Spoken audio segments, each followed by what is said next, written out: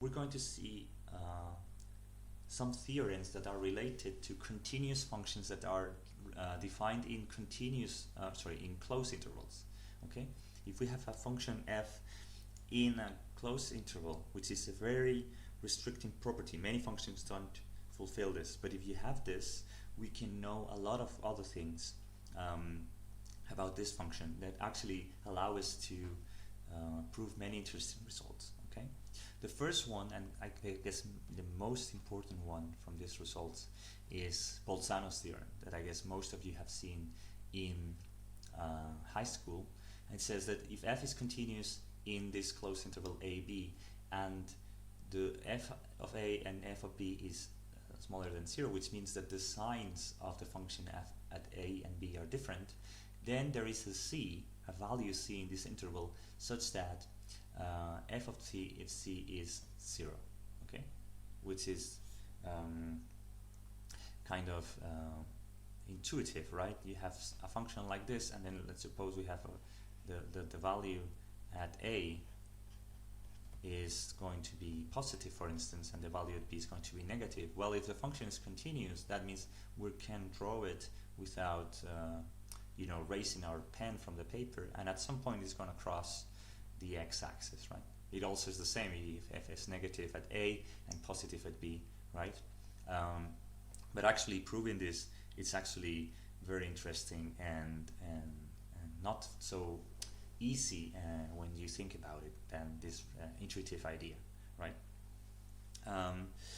The first corollary, and one of the most important corollaries from Bolzano's theorem, is the intermediate values theorem, which says that if we have a function f that is continuous in this closed interval a, b, and that we have a value z, right, that is between the minimum of f of a and b f of b, and between the maximum of f of a and f of b, then there is a value in this interval such that the mapped value of f at c is going to be z. Okay, in other words, what this says is that f is going to go over every value between f of a here and f of b, every real value here that's in this interval. Okay, in this case, this interval,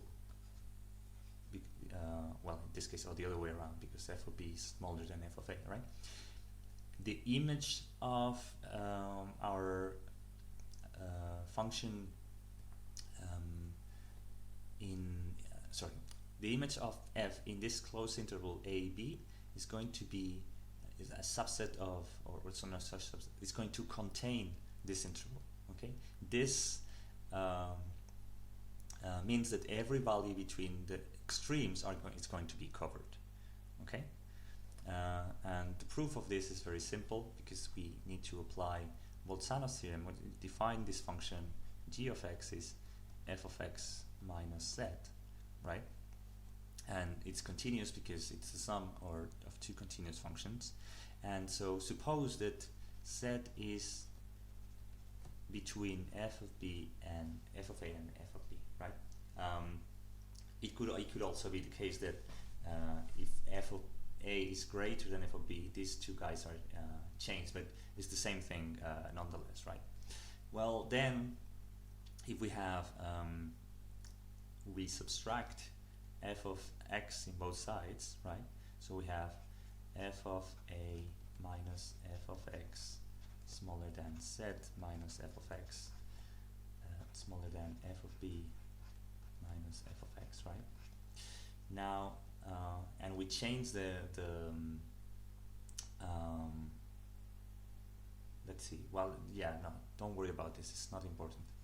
The idea is that if z is between these two guys, right, we have g of a is f of a minus z, which is smaller than 0, right, because z is greater than f of a, and g of b is f of b minus z, which is greater than 0.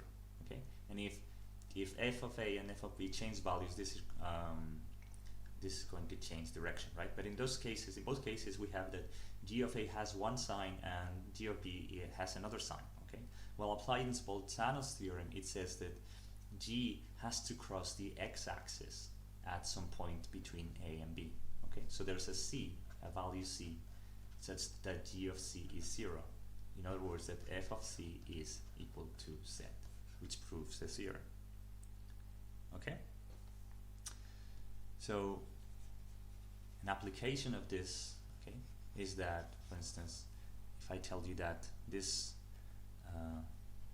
if I give you this equation, okay, and I want to find roots for this equation, well, we don't know how to solve this algebraically, we can do it numerically, and you'll learn how to do it in the future, but we can use this intermediate value theorem to prove that this is going to have a solution that's positive. Okay, so let's call g of x is x e to the x minus 1, right? Well, let's call it x e to the x, right? Now, g at 0 is 0, right? And then g at 1 is e, right? Now, 1 is in this interval 0, e, right? Is smaller than e and greater than 0, right? So according to the intermediate values theorem, there is a solution for this equation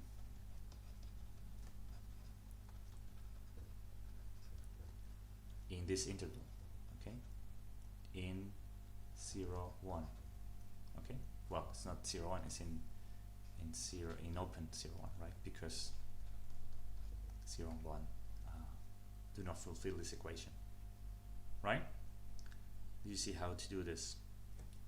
And now the last important result, it's kind of similar, is that if f is a continuous function in this interval a closed AB, then we have a maximum value and a minimum value in this interval, such that there's an x sub small m, x sub capital M, such that their mapped values are maximum or minimum. Okay, so if we have our function a, b, right, this is f of a, this is something like this, and then f of b, right? Well, what this says is that there's a minimum, there's a value here, right, xm, and there's a value, let's call it here, for instance, x capital M, such that they are the smallest mapped value, and the smallest f of x small m is going to be smaller or equal than f of x for all x in the interval, and this is going to be smaller or equal than x of capital M for all x in this interval. Okay, so that means that for a continuous function in a closed interval, it's going to reach an greatest and smaller value, or a minimum and a maximum. Okay, and in order to see how important it is, get for instance this function 1 over x, right? We have, suppose we're thinking about this function minus 1, 1, okay?